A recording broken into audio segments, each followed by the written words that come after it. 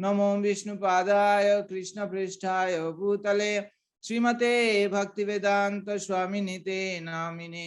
नमस्ते सरस्वती देवे गौरवाणी प्रचारिणे निर्विशेष शून्यवादी पाश्चात्य देश तारिणे। तो लास्ट सेशन में हम लोगों ने देखा था कि किस प्रकार श्रील प्रभुपाद बॉम्बे का जो ये जुहू लैंड था उसको कितना ईयर लॉन्ग बैटल का बाद उन्होंने इस्कॉन के नाम पर उसको कर पाए। और उसको करने के लिए श्रील प्रभुपाद को कितने सारे परेशानी झेलना पड़ा, कई सारे जो है चैलेंजेस को फेस करना पड़ा। और प्रभुपाद का एक अलग प्रकार के क्वालिटीज सारे भक्तों को देखने को मिला, जो फाइटिंग स्पिरिट। तो अक्सर लोग सोचते हैं डिवोटीज फाइट नहीं कर सकते हैं, डिवोटीज हमेशा जो है झुके हुए रहते हैं इस प्रकार से। लेकिन प्रभुपाद अपने बुक्स के माध्यम से बताए कि जब जरूरत पड़े भगवान के लिए अगर फाइटिंग की आवश्यकता हो, तो जैसे हनुमान जी फाइट किए, अर्जुन फाइट किए, उस तरह से एक भक्त को भी वो फाइट करना चाहिए। और प्रभुपाद ने उस क्वालिटी को दिखाया कि किस तरह से फाइट करना है, जबकि बाकी सारे भक्त जो है एक तरह से साहस नहीं कर पा रहे थे, लेकिन प्रभुपाद ने उस साहस करके वो फाइट किया और उस लैंड को इस्कॉन के नाम पे करा। तो अब जैसे जैसे इस्कॉन ग्रो हो रहा है, ऐसे ऐसे अलग अलग चैलेंजेस आ रहे हैं। तो प्रभुपाद का जो ये विजन था कि पूरा वर्ल्ड वाइड ये डिवोटी का एसोसिएशन होगा, वर्ल्ड वाइड हरे कृष्णा मूवमेंट होगा। तो ये इतना बड़ा मिशन है, पूरा वर्ल्ड में अलग अलग कंट्री में ऐसे सेंटर्स होना, ये कोई आसान बात नहीं है। It's a very big thing. और जैसे जैसे इस्कॉन ग्रो हो रहा है, ये वर्ल्ड वाइड विजन का शेप ले रहा है, ऐसे ऐसे हम देख रहे हैं कि कई सारे चैलेंजेस आ रहे हैं और उन सारे चैलेंजेस को प्रभुपाद फेस कर रहे हैं। और प्रभुपाद बहुत एक्सपर्टीज के साथ वो सारे चैलेंजेस को एड्रेस कर रहे हैं, सॉल्व कर रहे हैं। और उन सारे प्रॉब्लम्स के साथ साथ ये भी दिखाई दे रहा है प्रभुपाद की जो कैरेक्टर है, प्रभुपाद की जो दिव्य चरित्र है, उसकी कई सारे ऐसे असाधारण क्वालिटीज सामने निकल के आ रहे हैं, जो कि जो पहले नहीं समझ में आ रहा था, क्योंकि प्रभुपाद के पास ऐसे दिव्य क्वालिटीज भी है, क्योंकि पहले ऐसे सारे चैलेंजेस नहीं आ रहे थे। तो लेकिन जैसे जैसे चैलेंजेस आ रहे हैं, ऐसे ऐसे प्रभुपाद के अंदर जो ये सारे क्वालिटीज है, जो बाकी इस संसार के लोग भी एडमायर करते हैं, वो सारे क्वालिटीज मैनिफेस्ट हो रहे थे। तो ये क्वालिटी सारे प्रभुपाद के पास था, और इसीलिए चैतन्य महाप्रभु श्रील प्रभुपाद को चुने कि इस पूरा वर्ल्ड वाइड मूवमेंट को स्थापन करने के लिए प्रभुपाद ही योग्य डिवोटी थे। तो ये अब हम समझ सकते हैं हम लोग कि ये केवल ये जो चैलेंजेस आ रहे हैं, it is totally different challenges. ये वो नहीं है कि एक जगह पे लेक्चर दे दिया, कुछ भक्त को लेक्चर दे दिया और वो जो है भक्ति शुरू किया, या केवल ग्रंथ का रचना कर लिया, ट्रांसलेशन कर लिया, वो तो है ही, वो तो इम्पोर्टेंट है। लेकिन जब वर्ल्ड वाइड डिवोटी का संघ, एसोसिएशन, सोसाइटी, जो प्रभुपाद का ड्रीम था इवन अमेरिका जाने से पहले, ये ड्रीम का साथ साथ क्या चैलेंजेस आएंगे वो भी प्रभुपाद को पता था, और प्रभुपाद उसके लिए पूरा तरह से तैयार थे। तो ये जैसे जैसे मूवमेंट ग्रो हो रहा है, ऐसे ऐसे प्रभुपाद की ये सारे और भी जो exceptional qualities, spiritual leadership qualities, वो सारे क्वालिटीज मैनिफेस्ट हो रहे हैं। और प्रभुपाद के शिष्यों का हृदय में प्रभुपाद के प्रति जो श्रद्धा है, रेस्पेक्ट है, और बढ़ने लगे कि Prabhupada is capable of making that world wide movement, society and running it. तो प्रभुपाद योग्य थे। तो 1970 या 71 के बाद लगभग 1973 का एंड में हम देखते हैं कि प्रभुपाद का जो कंसंट्रेशन वो ज्यादातर इंडिया में बड़े बड़े टेम्पल्स को एस्टेब्लिश करने में प्रभुपाद की फोकस था कि इंडिया के जैसे मायापुर के लैंड को एक्वायर करना, वृंदावन के लैंड को एक्वायर करना और जुहू लैंड को प्राप्त करना और उन लैंड में, उस जगह में बड़े बड़े मंदिर का स्थापन करना, ये प्रभुपाद का सपना और प्रभुपाद के प्लान्स प्रभुपाद उसमें एग्जीक्यूशन करने लगे। तो इस दौरान ये सारे प्रोजेक्ट्स प्रभुपाद क्यों सोच रहे हैं? क्योंकि प्रभुपाद को ऐसे लग रहा है कि आप वर्ल्ड वाइड मूवमेंट है, सब जगह पे भक्त लोग है, प्रचार कार्य हो रहा है, ग्रो हो रहा है, लेकिन ये जो है उन सब की स्पिरिचुअल लाइफ को सस्टेन करने के लिए उन सबको भारत में वापस आना आवश्यक है। भारत की जो स्पिरिचुअल एनवायरनमेंट है, इंडिया की जो स्पिरिचुअल एनवायरनमेंट है, खास करके जो होली प्लेसेस, धाम है, मायापुर, वृंदावन, ऐसी जगह में उनको एटलीस्ट साल में एक बार जब भक्त लोग आएंगे तो they will be spiritually energised, और उसके बाद वो जाके पूरा विदेशों में फिर प्रचार कार्यों का आगे कर सकते हैं। लेकिन अगर इंडिया में आने का कुछ प्लान ही नहीं रहेगा, इंडिया में रहे ऐसे मंदिर नहीं रहेगा, तो वो स्पिरिचुअल जो एटमॉस्फेयर को रिलीज करने के लिए उनके पास नहीं होगा। वो चाहे वो प्रचार कर रहे हैं वहां, लेकिन कुछ समय बाद, क्योंकि बाहर सारे मेटेरियलिस्टिक लोग हैं, माया की प्रभाव बहुत ज्यादा है, कुछ समय बाद उनकी स्पिरिचुअल जो टेस्ट है, स्पिरिचुअल डेडिकेशन है, वो डाउन हो सकते हैं। इसीलिए पूरा मूवमेंट को सस्टेन करने के लिए, उन सारे भक्तों के लिए स्पिरिचुअल नरिशमेंट के लिए ये सारे टेम्पल्स, बड़े बड़े टेम्पल्स जो है आवश्यक है। और इसीलिए प्रभुपाद कॉन्सेंट्रेट कर रहे थे और जोर दे रहे थे कि ये सारे टेम्पल्स जल्दी से जल्दी बनना चाहिए। और साथ ही साथ प्रभुपाद ये भी समझने लगे कि इस सारे संस्था के जो को रखने के लिए उसके आधार क्या है? ग्रंथ है, बुक्स है। और इन बुक्स को प्रभुपाद लिख रहे हैं, दिन रात कहीं भी जाते हैं प्रभुपाद बुक्स को लिख रहे हैं। लेकिन उसकी क्या केवल लिखना ही नहीं है, उन सारे बुक्स को पब्लिश होना आवश्यक है, और उन सारे बुक्स के का पब्लिकेशन और उन सारे बुक्स के डिस्ट्रीब्यूशन ये बहुत आवश्यक है, ताकि इस बुक्स के माध्यम से और भी लोगों को ये इस्कॉन का जो संदेश है, प्रचार है, वो बढ़ेगा, सबके पास पहुंचेगा। और इस बुक्स डिस्ट्रीब्यूशन जो है, ये श्रील भक्ति सिद्धांत सरस्वती ठाकुर का डिजायर था कि ये बुक्स का डिस्ट्रीब्यूशन होना चाहिए। और इसीलिए प्रभुपाद इस समय के दौरान 1971 से 70 उसके बाद से प्रभुपाद इस पे बहुत जोर देने लगे कि बुक्स कहाँ है, बुक्स कहाँ है, बुक्स को छपो और बुक्स को डिस्ट्रीब्यूट करो। अब जो है प्रभुपाद बताते कि ये बुक्स डिस्ट्रीब्यूशन भी उतना ही इंपॉर्टेंट है जितना टेम्पल का ओपनिंग है। तो प्रभुपाद बताते ये दोनों चीज साथ साथ चलनी चाहिए, कि बुक्स की publication and distribution and temple का construction and temple worship, deity worship. Prabhupada कहते हैं ये दोनों चीज स्पिरिचुअल लाइफ के लिए बहुत महत्वपूर्ण है। जिस तरह से एक रेल के लिए, ट्रेन के लिए 2 ट्रैक आवश्यक है और 2 ट्रैक के ऊपर निर्भर करके वो चलता है, उसी प्रकार ये 2 ट्रैक है स्पिरिचुअल लाइफ में प्रोग्रेस करने के लिए। तो एक ट्रैक है भगवत विधि और जो बुक का पब्लिकेशन एंड डिस्ट्रीब्यूशन, और दूसरा है पंचरात्र विधि जो temple construction and deity worship. तो प्रभुपाद ने बुक्स डिस्ट्रीब्यूशन पे बहुत जोर दिया। तो लेकिन वहां पे कैसे बुक्स को डिस्ट्रीब्यूट होगा? शुरू में प्रभुपाद ने बैक टू गॉडहेड मैगजीन का छापना शुरू किया और डिवोटीज को बोले बैक टू गॉडहेड मैगजीन जो है डिस्ट्रीब्यूट करें। तो बैक टू गॉडहेड मैगजीन बहुत छोटा सा मैगजीन है, उसके लिए छोटा सा भी कोई भी डोनेशन दे देता है तो वो दे देते थे बैक टू गॉडहेड मैगजीन।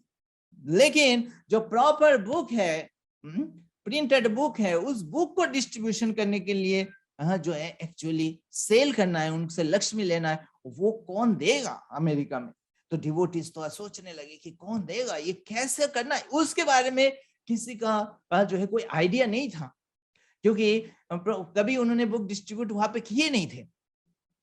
और तो एक बार 1970s में हम सैन फ्रांसिस्को जब रथ यात्रा हो रहा था तो श्रील प्रभुपाद वहां पे रथ यात्रा में थे, और वहां पे जो है उस समय जस्ट प्रभुपाद वहां से आए थे लंदन से, और लंदन में कृष्ण बुक का जो है पब्लिकेशन हुआ था, जो जॉर्ज हैरिसन ने उस पब्लिकेशन को स्पॉन्सर किया था। तो वो कृष्ण बुक का पूरा पब्लिश होने के बाद वो कृष्ण बुक का सेट जो है वो जो है कार्टन में करके आया हुआ था, और प्रभुपाद उस समय रथ यात्रा में ही थे, उसी में सामने प्रभुपाद के सामने रखा गया था वो। तो प्रभुपाद जी से खोले और कृष्ण बुक को देखा, बहुत सुंदर वो सिल्वर कवर था, और उसमें रेड कलर से जो है कृष्ण लिखा हुआ था, बहुत ही गॉर्जियस था वो बुक। तो सारे प्रभुपाद देखे, और प्रभुपाद जो है पेजेस को वो क्या फ्लिप किया, और प्रभुपाद ने बोले वेरी नाइस, बहुत अच्छा। और सारे डिवोटीज आसपास थे, सब देखने लगे, क्या देख रहे हैं प्रभुपाद, क्या देख रहे हैं? बोले बहुत अच्छा, ये ग्रंथ जो है ये कृष्ण बुक बहुत अच्छा है। और देखने के बाद प्रभुपाद ने सबको बताया कि ये कृष्ण बुक बहुत अच्छा है, हम सबको पढ़ना चाहिए, और आप जो जो ये कृष्ण बुक को लेना चाहते हैं आप मेरे पास आ सकते हैं, और यहाँ पे आप भी इस किताब को खरीद सकते हैं। तो वहां पे जितने भी रथ यात्रा में लोग थे सब आगे हम धक्का मुक्का करने लगे और आने लगे, और प्रभुपाद से ये कृष्ण बुक लेने लगे, और $10 का और नोट्स देने लगे, और किताब खरीदने लगे। तो पहली बार वो सैन फ्रांसिस्को में एक तरह से प्रभुपाद अपने हाथों से इस ग्रंथों का, कृष्ण बुक का डिस्ट्रीब्यूट किया। लेकिन प्रभुपाद फिर भक्तों को बताया आप लोग डिस्ट्रीब्यूट करो, और भक्त लोग सोच रहे कैसे डिस्ट्रीब्यूट करें, कैसे करें। तो एक बार 1971 में सैन फ्रांसिस्को में ही ये दो ब्रह्मचारी कहीं जा रहे थे, कहीं गए थे कोई प्रीचिंग प्रोग्राम में, और वहां से वो लौट रहे थे। तो वहां पे जो पेट्रोल पंप है, जो गैस भरने के लिए गाड़ी में, तो वहां पे रुके और गाड़ी में गैस या पेट्रोल भरे। तो भरने का बाद उनको पेमेंट करना था, और उनके पास कृष्ण बुक रखा हुआ था। तो वो जैसे ही वो कृष्ण बुक को देख रहे थे जब तक वो पेट्रोल भर रहे हैं, और जब भरने के बाद वो आए पेमेंट के लिए, उनके हाथ में कृष्ण बुक था, तो उन्होंने इसे ही कृष्ण बुक दिखा दिया कि देखिए ये कृष्ण बुक कितना अच्छा है, मेरा गुरु महाराज का लिखा हुआ ये ग्रंथ है, ये बहुत अच्छा है। तो वो देखने लगे जो पेट्रोल पंप का जो लड़का है, और देखे वो बोलते हैं कि जो है उनको अच्छा लगा, और फिर जो ब्रह्मचारी जो बोलते हैं कि आप इस बुक को रख लीजिए पैसा के बदले में, तो क्या ये चलेगा? तो वो जो लड़का था पेट्रोल पंप का, उसने एकदम से बोला ठीक है इट्स ओके, तो ये ग्रंथ बुक रख लेते हैं, उतना पैसा नहीं चाहिए। अब जब ये हुआ उसके बाद जो ब्रह्मचारी वापस आए अपने मंदिर में, वो सोचने लगे ये इसका मतलब जो भक्ति में नहीं भी है, जिसको पता भी नहीं है भक्ति के बारे में, वो भी इस ग्रंथ में इंटरेस्ट ले सकता है। ये पहले उनको पता नहीं था। तो अभी पहली बार उनको लगा कि जिसको पता नहीं है हरिनाम के बारे में और ये कृष्ण के बारे में, भक्ति के बारे में, वो भी इस ग्रंथ को पहली बार देख के इस ग्रंथ को खरीद सकता है, उससे अट्रैक्टेड हो सकता है। तो वो आए और आपस में चर्चा करने लगे। अगले दिन वो सोचे कि देखते हैं एक बार फिर से ट्राई करते हैं, और फिर से अगले दिन निकला ये दोनों ने, और जाके वो एक ग्रोसरी शॉप के सामने खड़े हो गए, और जैसे ही लोग जा रहे हैं आ रहे हैं उनसे ये बुक दिखाने लगे, कृष्ण बुक। और दिखाते दिखाते देखिए सारा दिन में उन्होंने 2 किताब डिस्ट्रीब्यूट हो गए। तो वो लोग खुश हो गए, 2 किताब मतलब ये लोग ये किताब ले सकते हैं। तो इस तरह से वो आए और अपना प्रेसिडेंट को बताया, टेम्पल प्रेसिडेंट को। टेम्पल प्रेसिडेंट ने जो है उनको एनकरेज किया और बोले जाओ आप इसी तरह से डिस्ट्रीब्यूट करो। तो वो डिस्ट्रीब्यूट करने लगे। धीरे धीरे ये बात पता चल गई और भी टेम्पल्स में। तो उस समय जो जो इस्कॉन के बुक डिस्ट्रीब्यूशन फंड का जो मेन हेड थे कर्णधर, तो उनको भी ये पता चला, और वो जो है ये धीरे धीरे सारे टेम्पल्स में बताने लगे, और सब टेम्पल्स भी इसी तरह से ट्राई करने लगे। और जैसे जैसे ट्राई करने लगे उनकी बुक्स कुछ ना कुछ ऐसे सेल होने लगे। तो उनके लिए पहली बार ऐसे लगा कि एक नया फॉर्मूला उनको पता चल गया कि इस तरह से प्रभुपाद की बुक्स डिस्ट्रीब्यूट हो सकती है। और धीरे धीरे क्या हुआ, ये जो है ये मैसेज प्रभुपाद के पास पहुंच गए, और प्रभुपाद ने जो है इसके एक लेटर लिखा सैन फ्रांसिस्को का जो प्रेसिडेंट है उनको, और बोले कि आई एम वेरी प्लीज्ड कि आपने इस तरह से लड़कों को बुक डिस्ट्रीब्यूशन में भेज रहे हो, और सारे मंदिरों में से आपका मंदिर बहुत अच्छा डिस्ट्रीब्यूट कर रहा है। तो मैं जब आऊंगा मैं आपके टेम्पल में रहना चाहूंगा, और देखना चाहूंगा इस तरह से कैसे आप डिस्ट्रीब्यूट कर रहे हो, और ये जो डिस्ट्रीब्यूट आप कर रहे हो तो भगवान कृष्ण जो है आपको मिलियन टाइम्स ब्लेसिंग्स देंगे। अब ये मैसेज जो है ये सारे मंदिरों में पहुंच गया। ये लेटर उन्होंने लिखा था सैन फ्रांसिस्को टेम्पल में, लेकिन इसका कॉपी और भी टेम्पल में पहुंच गए। तो एक तरह से सबको पता चल गया कि बुक डिस्ट्रीब्यूशन प्रभुपाद के लिए कितना प्रिय है, और सब ने इस बुक डिस्ट्रीब्यूशन को एक तरह से उत्साह के साथ लेने लगे। और जैसे जैसे हम वो कर रहे हैं, लेने लगे, ऐसे ऐसे उनको अलग अलग एक्सपीरियंस भी मिलने लगे। उनको जब कर रहे हैं तो उन्होंने देखा कई सारे लोग जो है ऐसे मिलने लगे जो इसको ढूंढ रहे थे, इस बुक को ढूंढ रहे थे। तो इस तरह से उनको अलग अलग एक्सपीरियंस होने लगे, दिव्य एक्सपीरियंस होने लगे, और समझ पा रहे थे उनको एक अलग ही एक्सटेसी, अलग ही आनंद हम मिलने लगे। तो एक तरह से बुक डिस्ट्रीब्यूशन का एक वेव शुरू हो गया पूरा वेस्टर्न वर्ल्ड में, अमेरिका में। अब 1972 में फिर प्रभुपाद ने जो है देखा कि इसको कैसे और आगे बढ़ाया जाए, इसलिए प्रभुपाद ने उस समय 1972 में उन्होंने एस्टैब्लिश किया भक्ति वेदांत बुक ट्रस्ट। तो ये एक सेपरेट संस्था स्थापन किया, इस्कॉन का से थोड़ा सेपरेट एक संस्था, लेकिन वो एक्सक्लूसिवली किसके लिए करेगा? इस्कॉन के लिए ही कार्य करेंगे, बुक बीबीटी, लेकिन उसका एग्जिस्टेंस सेपरेट है कि इस्कॉन के साथ उसकी जो है डिपेंडेंसी नहीं रहेगा। तो ये बीबीटी का जो मेन उद्देश्य होगा, ये प्रभुपाद के सारे ग्रंथों को प्रकाशन करना और उनकी डिस्ट्रीब्यूशन के लिए प्लान करना और डिस्ट्रीब्यूशन कराना, सारे मंदिरों में, इस्कॉन के मंदिरों में बुक्स का सप्लाई करना। तो ये बुक डिस्ट्रीब्यूशन जो है ये प्रभुपाद को जो है लगा सबसे महत्वपूर्ण कार्य है। क्यों? क्योंकि इस बुक डिस्ट्रीब्यूशन से एक तो बहुत प्रचार होंगे, लोगों को उस लोग तक पहुंचा जाएगा जो लोग टेंपल में नहीं आते हैं या भक्तों के संपर्क में नहीं आए अभी तक। और इस बुक डिस्ट्रीब्यूशन के माध्यम से भक्त लोग जो एंगेज होंगे, क्योंकि उस समय कई सारे भक्त जुड़ गए थे लेकिन सबका पास सेवा नहीं था। तो प्रभुपाद ने देखा कि ये बुक डिस्ट्रीब्यूशन के माध्यम से हर कोई सेवा में एंगेज हो सकते हैं। और उसके बाद इस बुक डिस्ट्रीब्यूशन के माध्यम से जो है प्रॉफिट भी आता है ना। तो बुक डिस्ट्रीब्यूशन माध्यम के धन आता है, और धन की आवश्यकता है कि मंदिरों को चलाने के लिए और फर्दर बुक्स की पब्लिकेशन के लिए। तो प्रभुपाद ने बीबीटी को इंस्ट्रक्शन दिया कि इस बीबीटी का जो भी बुक डिस्ट्रीब्यूशन के प्रॉफिट होगा वो सारे प्रॉफिट का 2 भाग करेंगे, 50%, 50%। 50% जाएगा फर्दर बुक्स की पब्लिकेशन के लिए, और 50% जाएगा इस्कॉन के जो टेम्पल्स के लैंड, टेम्पल के लिए लैंड खरीदना, जगह खरीदना और टेम्पल कंस्ट्रक्शन खरीदना, उस पर्पस के लिए खर्चा आएगा और किसी पर्पस के लिए नहीं। तो जैसे वृंदावन में, मायापुर में ये सब जब टेम्पल कंस्ट्रक्शन स्टार्ट किया था प्रभुपाद ने, तो वहां पे फंड की जरूरत थी। तो ऐसे तो लोकल फंड भी कलेक्शन हो रहे थे, लेकिन वो सफिशिएंट नहीं है इतना बड़ा जो है गॉर्जियस टेम्पल को एस्टेब्लिश करने के लिए। तो प्रभुपाद उस बीबीटी से जो है वो लक्ष्मी मांगे, उनको ऑथराइज किया कि आप इस टेम्पल कंस्ट्रक्शन के लिए आप जो है लक्ष्मी देना है। तो इस तरह से प्रभुपाद ने बीबीटी स्टार्ट किया।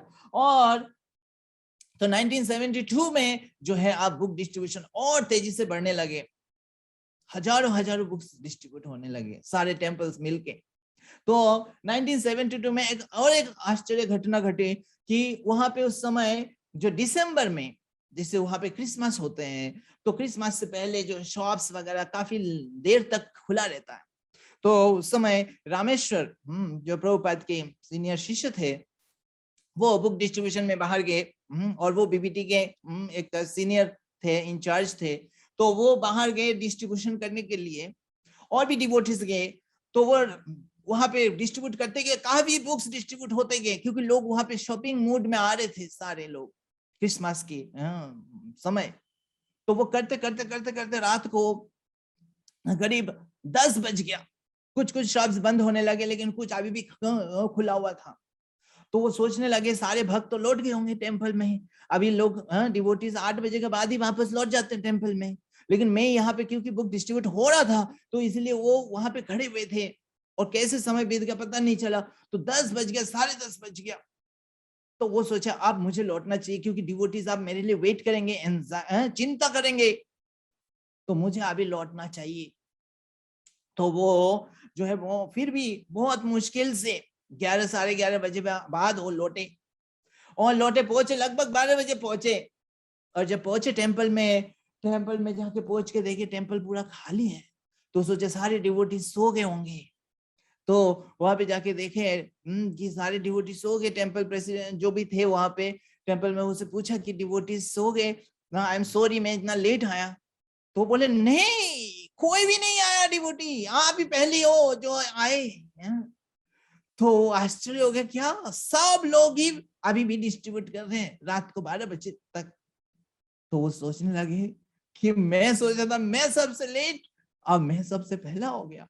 फिर वो वेट करते रहे लगभग 1:30 बजे डिवोटीज आए और सब लोग प्रसाद पाए, और सब लोग इतना एक्साइटेड थे, खुश थे बुक डिस्ट्रीब्यूट करते हुए।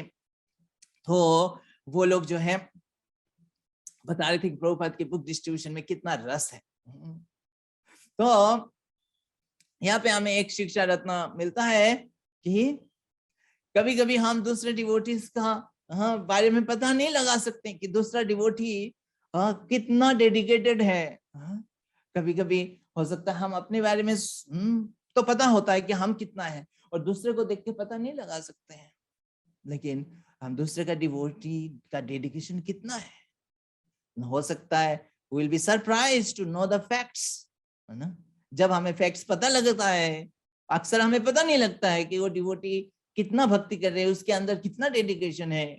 क्योंकि हो सकता है हम डिवोटी का हर एक्टिविटी देख नहीं रहे हैं। जब हमें एक्चुअली पता लगता है तब वी कैन बी सरप्राइज्ड कि कौन डिवारे, हमने तो सोचा नहीं था वो इतना इतना डेडिकेटेड है। तो वहां पे भक्त जब डिस्ट्रीब्यूशन करने लगे तो उनके अलग अलग रियलाइजेशन भी होने लगे।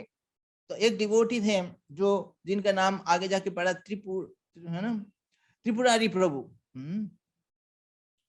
तो वो जो है त्रिपुरारी प्रभु, वो नया डिवोटी थे, और वो जब बुक डिस्ट्रीब्यूशन सब भक्त लोग जा रहे थे तो वो भी बुक डिस्ट्रीब्यूशन में निकले, और वो छोटे बुक्स जो है मैगजीन या छोटे बुक्स लेके जाते थे, और लोगों को जैसे वही दिखा के थोड़ा सा कुछ डोनेशन लेके आ जाते थे। तो एक दिन जब वो वापस आए तो सारे भक्त लोगों ने पूछा आपने कितना बड़ा बुक डिस्ट्रीब्यूट किया, बिग बुक डिस्ट्रीब्यूट किया। तो उन्होंने कहा मैंने तो कोई बड़ा बुक डिस्ट्रीब्यूट किया नहीं, मुझे पता नहीं कैसे होगा, तो मैं छोटा बुक से लेके गया। तो बोले नहीं नहीं, आप बड़ा बुक डिस्ट्रीब्यूट करो, क्योंकि उसी में मेन चैलेंज है। तो उसने बोला बड़ा बुक कैसे डिस्ट्रीब्यूट, मेरे से तो नहीं हो पाएगा। हाँ। तो उन्होंने बोला कि एक काम करो, आप प्रभुपाद से प्रे करना, प्रभुपाद से प्रे करके जाना आप डिस्ट्रीब्यूशन में, फिर देखना। तो उसने पूरा रात भर सोचते रहे कि उसने कहा कि अगर बड़ा बुक डिस्ट्रीब्यूट नहीं कर पाए तो आप माया में हैं, ऐसे बोला। तो वो एकदम से सोच लिया कि मैं माया में हूँ, मैं कैसे माया से बाहर आऊं, तो बड़ा बुक डिस्ट्रीब्यूट करना है। तो बड़ा बुक डिस्ट्रीब्यूट कैसे करना है, प्रभुपाद से प्रे करना है। तो प्रभुपाद से प्रे कर रहे हैं रात को। सुबह उठे तो वही याद आया कि आज जो है बड़ा बुक डिस्ट्रीब्यूट करना है, और प्रभुपाद से सुबह से प्रे करने लगे। तो उन्हें बड़ा बुक क्या लेके, teachings of Lord Chaitanya book जो है, एक बुक लिया बड़ा बुक अपने बैग में, और बाकी छोटे बुक लेके गए, और जाके वही डिस्ट्रीब्यूशन वो छोटा बुक ही कर रहे हैं। उन्हें भूल गया कि मैं बड़ा बुक भी लेके आया। तो वो डिस्ट्रीब्यूट करते करते एक अचानक से एक माता जी आई और आके बोले आपका बैग में बड़ा बुक कौन सा है? ये बड़ा बुक क्या है? तो उसने बोला अच्छा चाहिए बड़ा बुक, ये तो पता टीचिंग्स ऑफ लॉर्ड चैतन्य को दिखाया, वो माता जी उसको ले लिया, दे दीजिए। तो उनको ये रियलाइजेशन हुआ कि ये प्रभुपाद से प्रे करके आया, मैंने प्रचार किया भी नहीं, बैग के अंदर छुपा हुआ था, लेकिन वो माता जी ने देख के इसको बोला कि मुझे चाहिए। तो इस प्रकार से डिवोटीज को रियलाइजेशन मिलने लगे कि वास्तव में हम जो करते हैं प्रेयर, जो गुरु परंपरा की को प्रे करने से जो शक्ति मिलता है, उसी शक्ति से डिस्ट्रीब्यूशन होती है।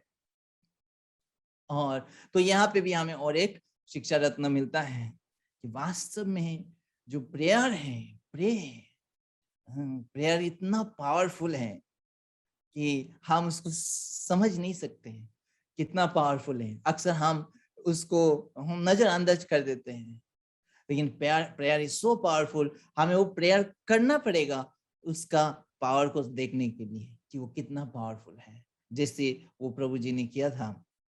एंड ही वाज अमेज्ड कि किस तरह से। तो वो वापस आके डिवोटीज को बोल रहे हैं आज प्रभुपाद ने एक बुक डिस्ट्रीब्यूट किया, मैंने नहीं किया, क्योंकि प्रभुपाद को प्रे करके गया था और वो डिस्ट्रीब्यूट हो गया है बुक। तो इस तरह से जो है मैराथन अपने आप स्टार्ट हो गया। किसी ने किसी डिवोटी को बोला नहीं था कि आप लोग अभी रात तक रुक के आना।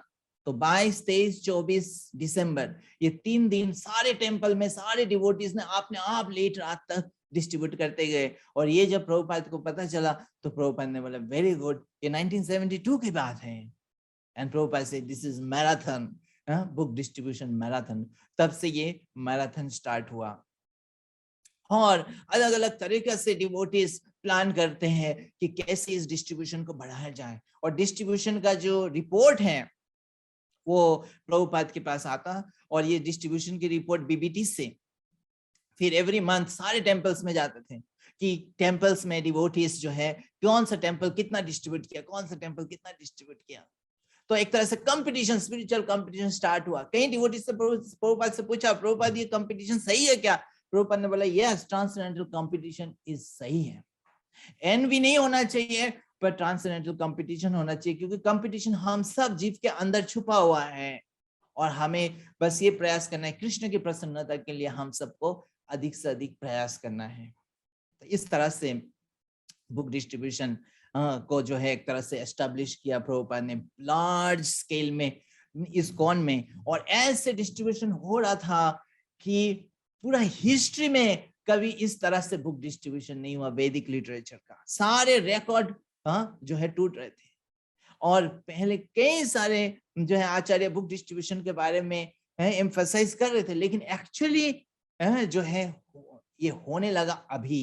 And Prabhupada was very very thankful. Prabhupada ने अपने लेटर में बोल रहे थे my guru Maharaj will be very pleased, and जो भी बुक डिस्ट्रीब्यूटर्स है he will go back home, back to God head.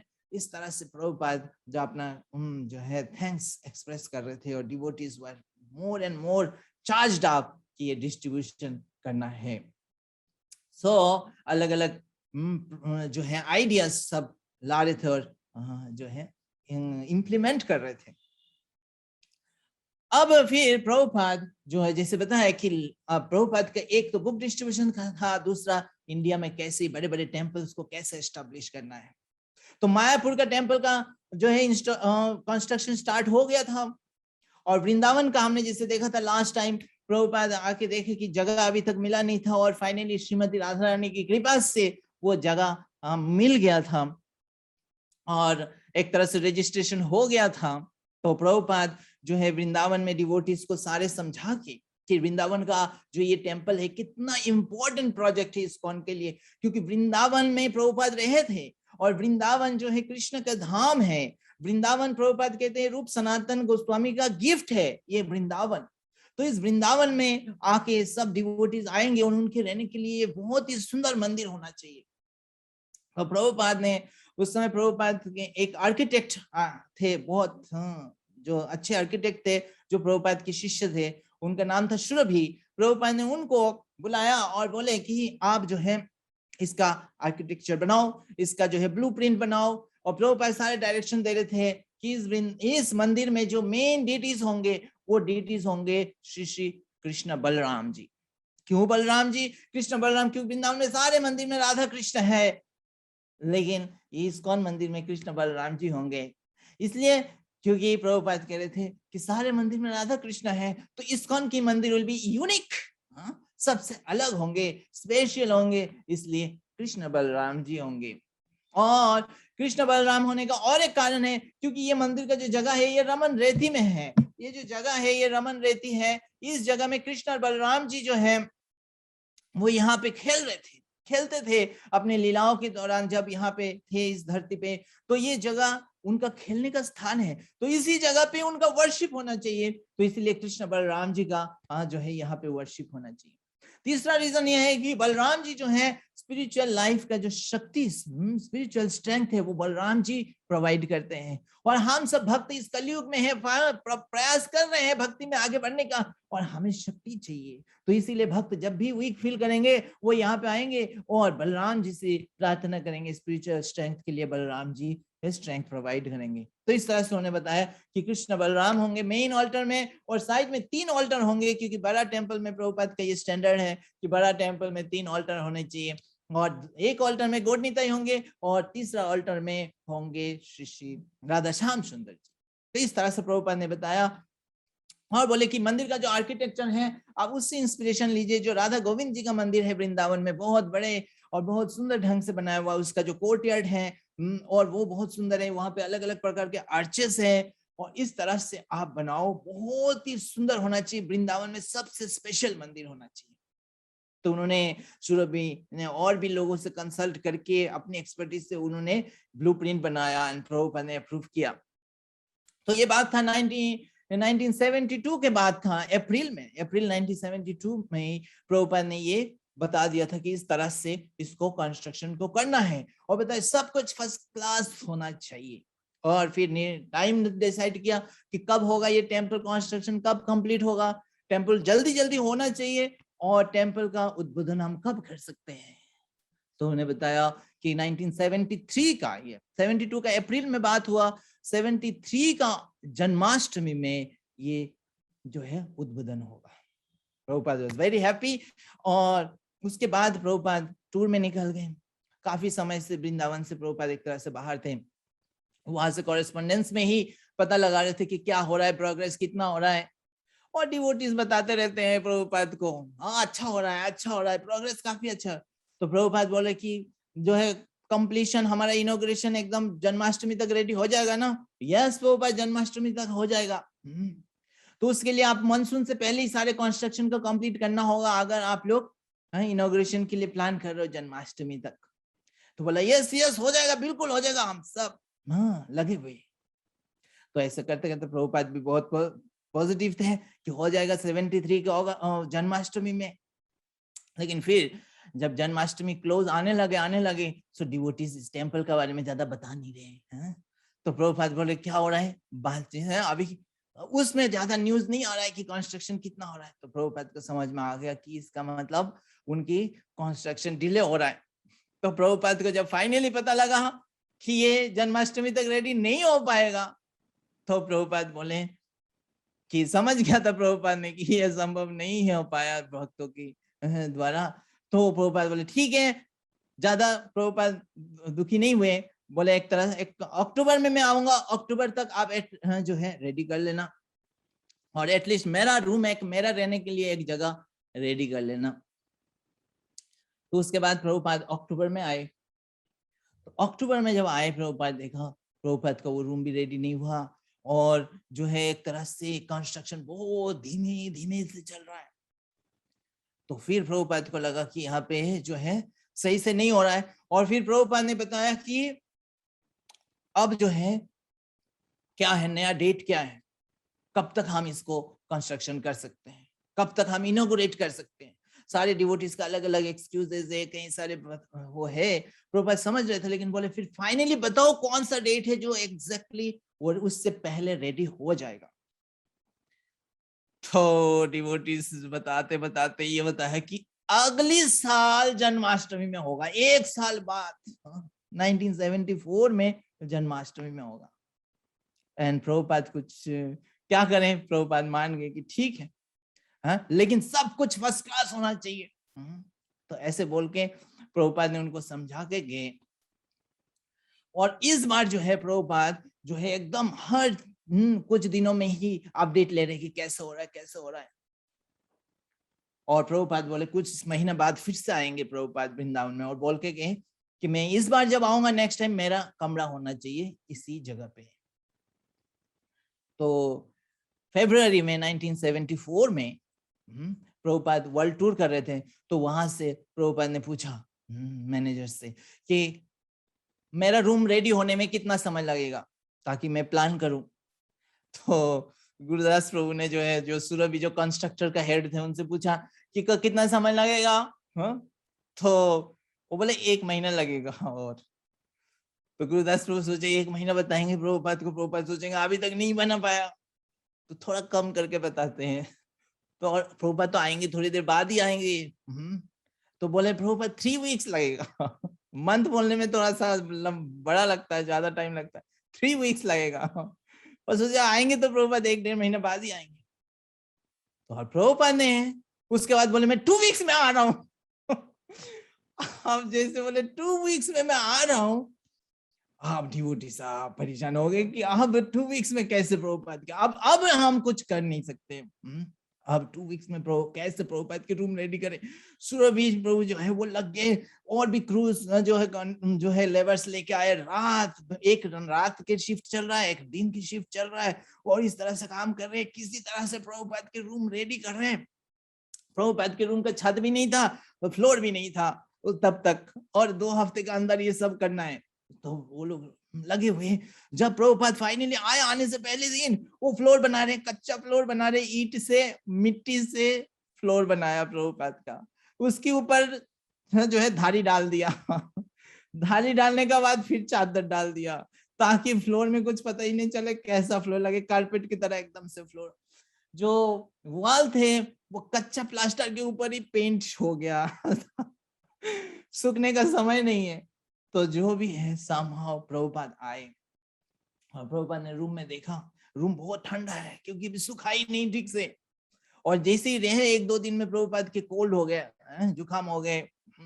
तो डिवोटीज बोले प्रभुपाद ये रूम आपके लिए ठीक नहीं है, कहीं और रूम अरेंज कर लेते हैं। प्रभुपाद बोले नहीं नहीं, दिस इज माय पहले होम, मैंने पहले अपना जगह का घर है, मैं तो यहाँ पे ही रहूंगा, यहाँ से जाऊंगा नहीं। और यहाँ पे रह के प्रभुपाद देखने लगे कंस्ट्रक्शन अभी कहाँ तक हुआ है, जन्माष्टमी तक कितना बचा है, और किस तरह से प्रोग्रेस हो रहा है।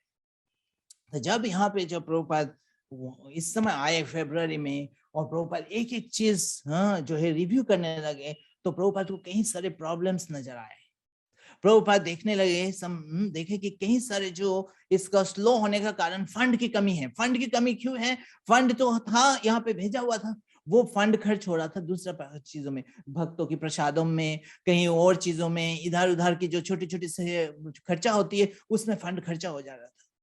तो प्रभुपाद बिकेम वेरी फ्यूरियस कि ये फंड टेंपल कंस्ट्रक्शन के लिए और टेंपल कंस्ट्रक्शन के लिए यूज होना चाहिए। कितना बार बताया हुआ है कि ये फंड नहीं यूज करना है कहीं जगह पे भी, फिर क्यों यूज हो रहा है? तो प्रभुपाद कंट्रोल ही नहीं कर पा रहे कि क्यों ऐसा जो है खर्चा हो रहा है। तो प्रभुपाद ने एक सिस्टम बनाया। अब ये बोलने से नहीं होगा, बोलकर जैसे ही प्रभुपाद जाएंगे यहाँ पे फिर से खर्च हो जाएगा। तो प्रभुपाद ने सिस्टम ने प्रोसेस बनाया कि कोई भी खर्चा होगा यहाँ पे, वो चेक पहले मेरा पास, पहले जो है ये जो है एक्सपेंस पहले अप्रूव करेंगे, जो दिल्ली के जो प्रीचिंग इंचार्ज थे तेजस प्रभु, वो अप्रूव करेंगे खर्चा को, और उसके बाद वो चेक मेरे पास जाएगा, मैं चेक को साइन करूंगा, उसके बाद ही ये खर्चा होगा।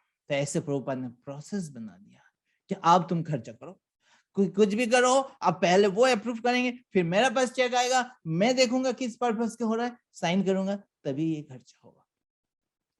तो इस तरह से प्रभुपाद ने एक प्रोसेस बना दिया।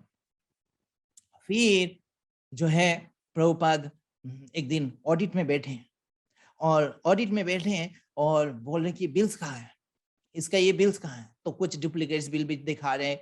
कोई बोल रहे प्रभुपाद ये जो बिल्स है वो दिल्ली में है, ये बिल्स इधर है।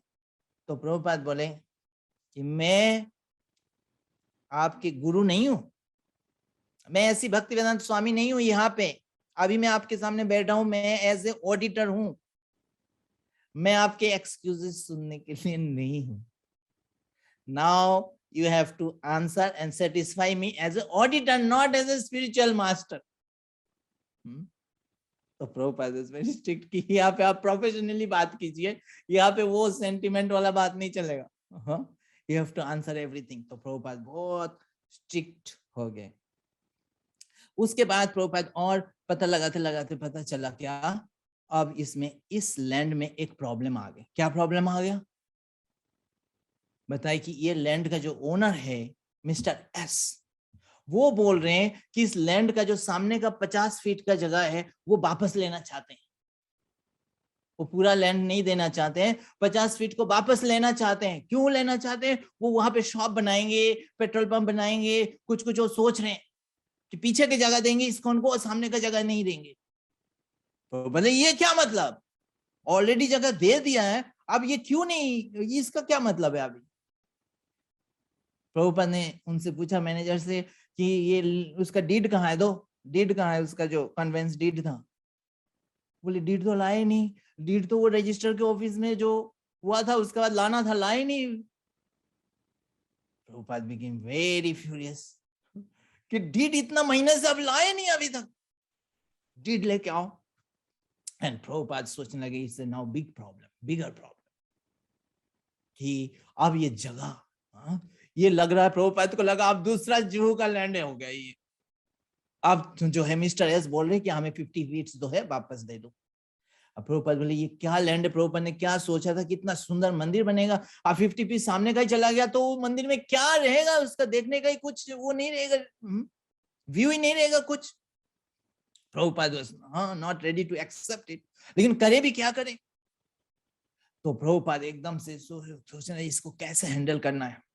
तो प्रभुपाद ने उनके जो मिस्टर एस का भाई है, उनका जान पहचान, प्रभुपाद का एक फ्रेंड था, प्रभुपाद ने उस फ्रेंड को कांटेक्ट किया, मिस्टर एस के भाई से बात करवाया, मिस्टर एस के लॉयर से बात करा, और प्रभुपाद अपनी डिवोटीज को बोला तुरंत जो है आप क्या करो, हाई वॉल बनाओ चारों तरफ, 12 फीट का वॉल। मैं कितना दिन पहले से बोल रहा था इसको करने के लिए, क्यों नहीं करा अभी तक, वॉल क्यों नहीं बनाया, अगर बना लिए होते अभी तक टेम्पल कंस्ट्रक्शन हो गया होता तो ये इंसिडेंस नहीं होता, ये बात नहीं आती।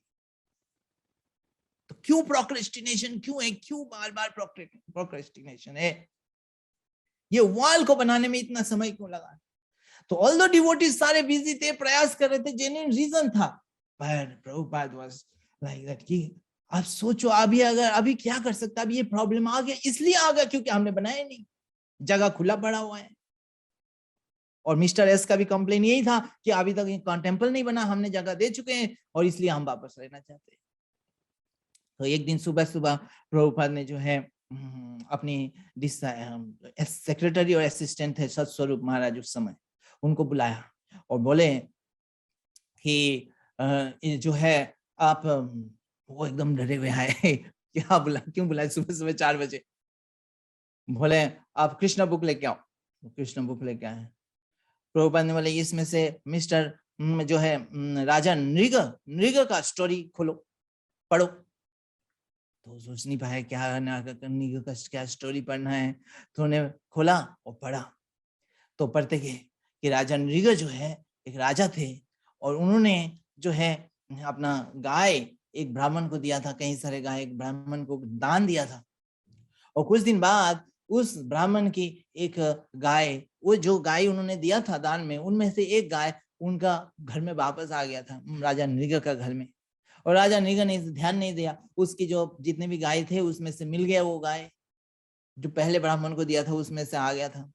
और कुछ दिन बाद उन्होंने दूसरे ब्राह्मण को दान दिया, तो उनमें से जो वो गाय जो आए थे वहां से उस गाय भी दे दिया दान में। अब जो दूसरा ब्राह्मण ने जब गाय को लेके गया तो पहले ब्राह्मण आया कि मेरा गाय आपने दान दिया था, वो गाय आपने फिर दूसरा ब्राह्मण को दान दिया, ये ऐसे कैसे हो गया। बहुत गुस्से में आ गया वो ब्राह्मण, क्रोधित हो गया। तो महाराज नृग ने उनको पेसिफाई करने का कोशिश किया, वो बोले कि मैं जो है एक काम करते हैं, उस गाय के बदले में आपको 1 लाख और गाय दे देते हैं। बोले नहीं, आप किसी भी चीज से उसकी रिप्लेस नहीं कर सकते, वो आपने एक बार मेरे को दान दे दिया, उसको आप वापस लेके नहीं जा सकते। अब दूसरा ब्राह्मण बोला वो भी मेरे को आपने दान दे दिया, उस गाय को आप वापस नहीं ले जा सकते। आओ राजा क्या करे, अब दोनों ब्राह्मण जो है क्रोधित होकर नाराज होकर चले गए। और वो नृग जो है राजा नृग अगली जीवन में उसको छिपकली बनना पड़ा। तो ये भागवतम का ये स्टोरी था कृष्ण बुक में। तो उन्होंने बोला कि इसको छपो, टाइप करो, ये वाला स्टोरी को प्रभुपाद ने बोला टाइप करो और फिर मेरे को दो। तो प्रभुपाद ने मिस्टर एस को लेटर लिखा कि देखो ये भागवतम में ऐसे स्टोरी है, ठीक है, अब आप समझ लो, आपने दान दिया ये जगह हमको, इस्कॉन को, आप ये जगह को आप वापस लेना चाहते हो, आप सोच लो कॉन्सिक्वेंसेस क्या हो सकता है। इसी स्टोरी को आप समझ के आप अच्छे से सोच के विचार करो और फिर बताना क्या करना है। इस तरह से प्रभुपाद ने उनको लेटर लिखा, उसके बाद वो शांत हो गया, उसके बाद कुछ वापस नहीं आए और प्रभुपाद के सामहाउ भी बहुत ही इस तरह से मिट गया। और प्रभुपाद ने बोला तुरंत जो है क्या करो, वॉल बनाओ। और कंस्ट्रक्शन तेजी से आगे बढ़ाओ। अब फाइनली जो है हम जन्माष्टमी 1974 के लिए डिसाइड हुआ और फिर प्रभुपाद वहां से फिर जो है मायापुर निकल गए। तो इस वृंदावन की इस एपिसोड से हमें 3 शिक्षा रत्न मिलता है। पहले तो ये है कि जो है जब प्रभुपाद आते हैं और बताते हैं कि जब ऑडिट करते हैं प्रभुपाद, तो उस ऑडिटिंग में आके बोलते हैं कि मैं आपके गुरु नहीं हूं, मैं आपका जो है यहाँ पे ऑडिटर हूं, मैं आपका ऑडिटर हूं। तो यहाँ पे डिवोटी का रिलेशन जो है हमारा अकाउंटेबिलिटी में बाधा नहीं देना चाहिए, क्योंकि डिवोटी का रिलेशन में हम एक दूसरे को बोलने में उसको हिचकिचाते हैं कि वैष्णव अपराध नहीं हो जाएगा, हमें दया करना है, हमें कंपेशनेट होना है, लेकिन उससे उसके अकाउंटेबिलिटी, उससे जो उसको जो करना चाहिए वो हम पूछ नहीं पाते हैं कि ये क्यों नहीं हुआ, ये पूछ नहीं पाते हैं। तो इसलिए अक्सर डिवोटीज जो है हेजिटेट करते हैं कि उनके साथ डिवोटी के साथ मैनेजमेंट में खास करके मैं कैसे पूछूंगा, कोई ऑफेंस ना हो जाए, और इस चक्कर में प्रोजेक्ट सफर होती रहती है।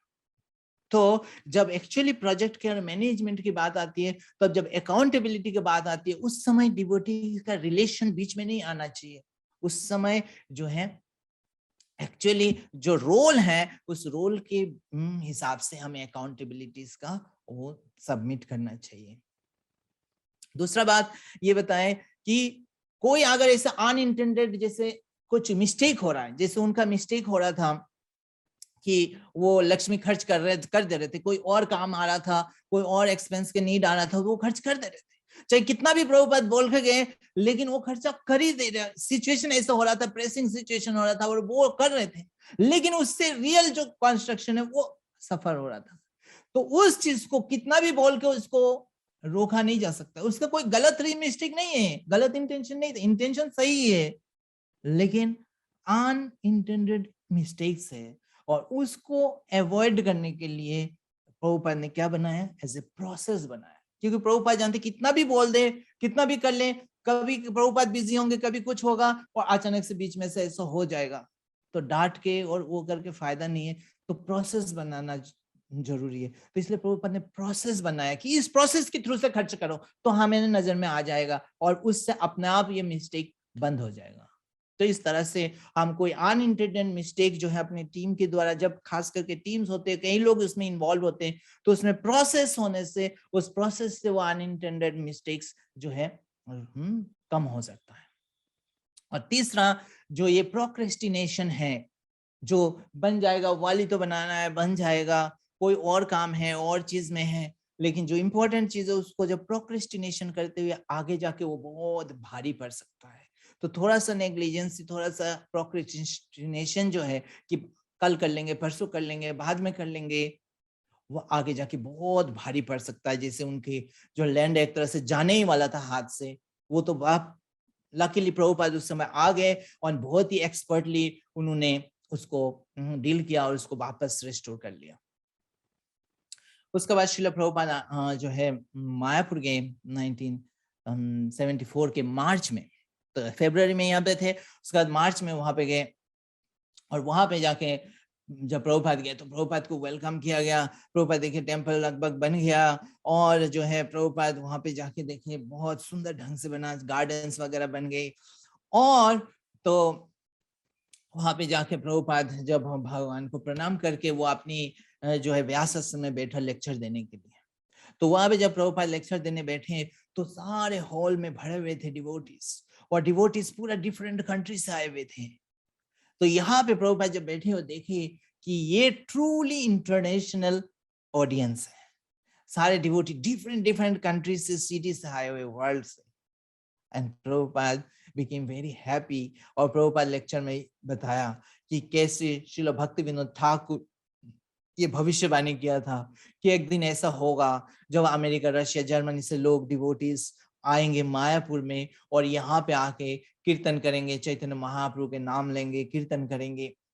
तो इस तरह से प्रभुपाद ने बताया कि आज सारे गुरु परंपरा का इच्छा, भक्ति विनोद ठाकुर की इच्छा, भविष्यवाणी ये पूर्ण हुआ, क्योंकि उनकी सारे डिसाइपल्स यहाँ पे बैठे हुए थे। तो सब लोग जय जय करने लगे, भक्ति विनोद ठाकुर का जय करने लगे, प्रभुपाद का जय करने लगे।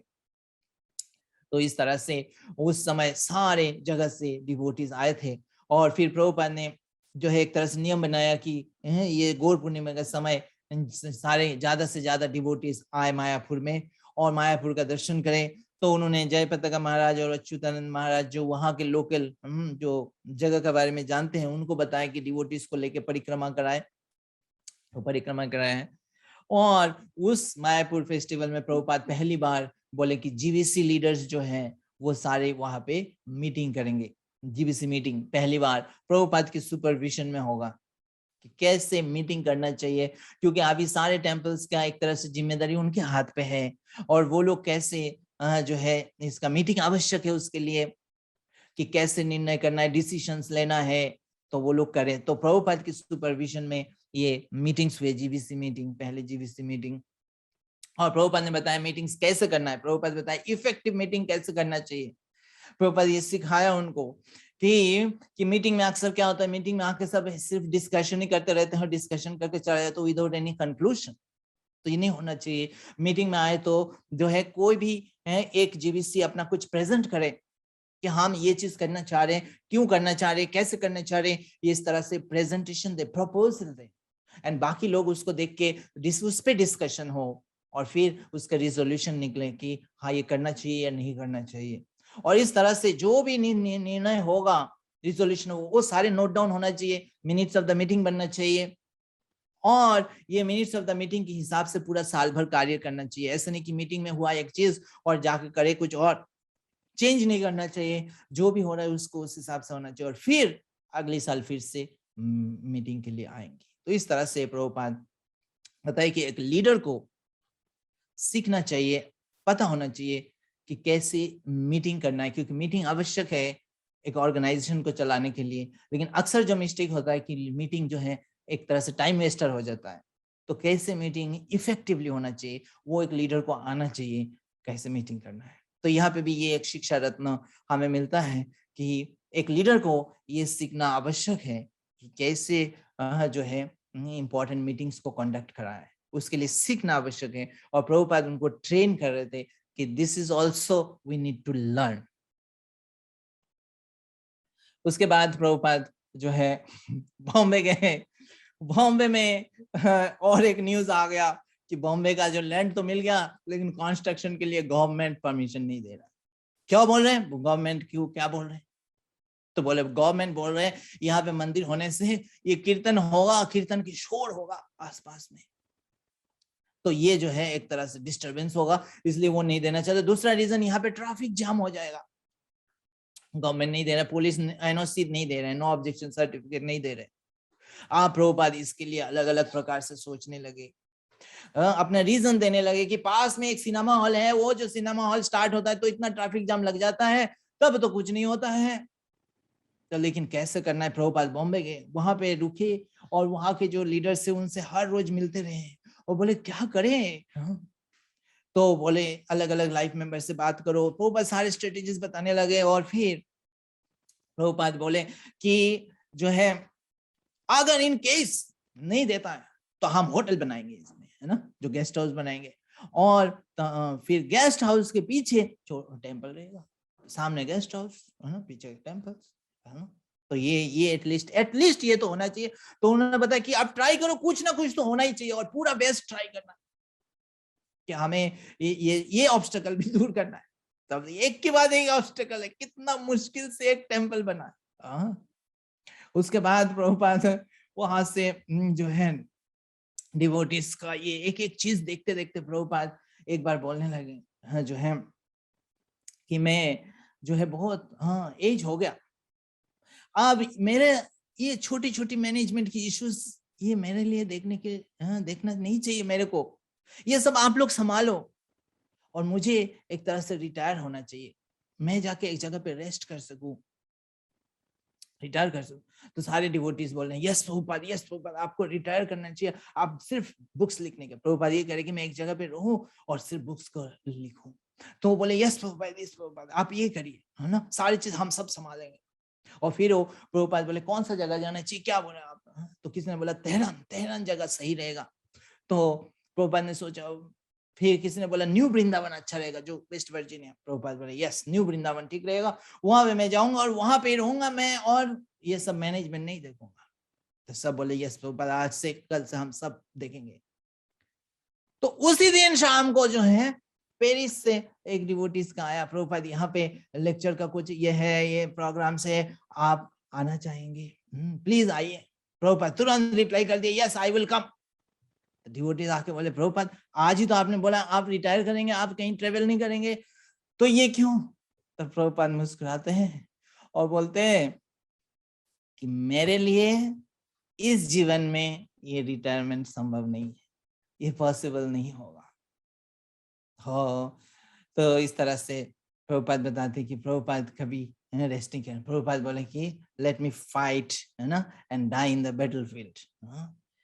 एंड उसके बाद फिर प्रभुपाद जब टूर, वर्ल्ड टूर के लिए प्लान बनाया, और वर्ल्ड टूर जाने से पहले उन्होंने कहीं डिवोटीज से जो है बॉम्बे का डिफरेंट प्रोजेक्ट्स का बात कर रहे थे। प्रभुपाद डिवोटीज को भी इंस्पायर किया कि आप लोग भी ट्रेवल करो। कहीं सन्यासी डिसाइपल्स थे, आप लोग ट्रेवल करो, अभी आप लोग यंग हो, आप लोग ट्रेवल करो, और जब आप लोग ओल्ड हो जाओगे तब आप लोग मायापुर आके, जब ओल्ड एंड मैच्योर बन जाओगे तब आप मायापुर आके रिटायर कर सकते हो। तो बोल के प्रभुपाद बोलते लेकिन as far as I am concerned, I am not yet matured कि मैं रिटायर कर सकूं, मायापुर में आ सकूं।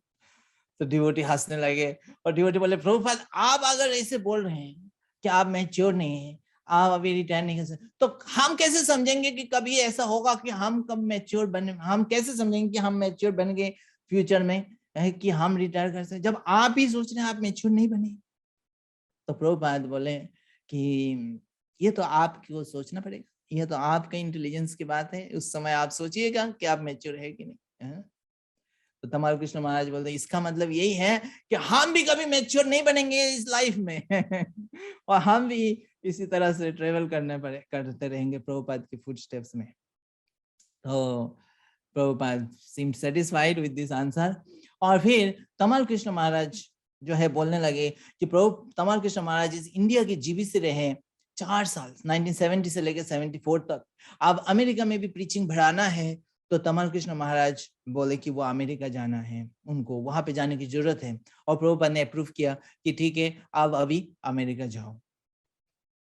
तो इंडिया के जीबीसी कौन बनेगा? कोई नहीं है, कोई कॉम्पिटेंट पर नहीं है जो है। इंडिया बहुत कॉम्प्लिकेटेड जगह है, तो इस जगह को लीड करने के लिए कोई नहीं था। तो प्रभुपाद अपने हाथों से लिया और जो है तमाल कृष्ण महाराज को भेजा। तमाल कृष्ण महाराज वहां पे जाके नया बुक डिस्ट्रीब्यूशन के लिए राधा दामोदर संकीर्तन पार्टी शुरू किया, जो कि एक बहुत बड़ा सक्सेस बन गया, सक्सेसफुल स्ट्रेटेजी बन गया, जिसमें वो बस लेके जो है वहां पे राधा दामोदर को इंस्टॉल करके डीटीज थे, बुक्स थे, और कहीं दूर दूर जाते थे, वहां पर कई सारे लोग आते थे, वो बस में चढ़ते थे, और एक तरह से मूविंग टेम्पल था। And Prabhupada was very pleased कि इस तरह से प्रीचिंग जो है बुक डिस्ट्रीब्यूशन और मूविंग टेम्पल, वो टेम्पल सारे जगह को कवर कर रहे थे। तो इस तरह से तमाल कृष्ण महाराज वहां से चले गए, और प्रभुपाद आप वर्ल्ड टूर के लिए प्लान कर रहे हैं, गिरिराज महाराज को समझा के कि जुहू लैंड के लिए क्या करना है, कैसे करना है।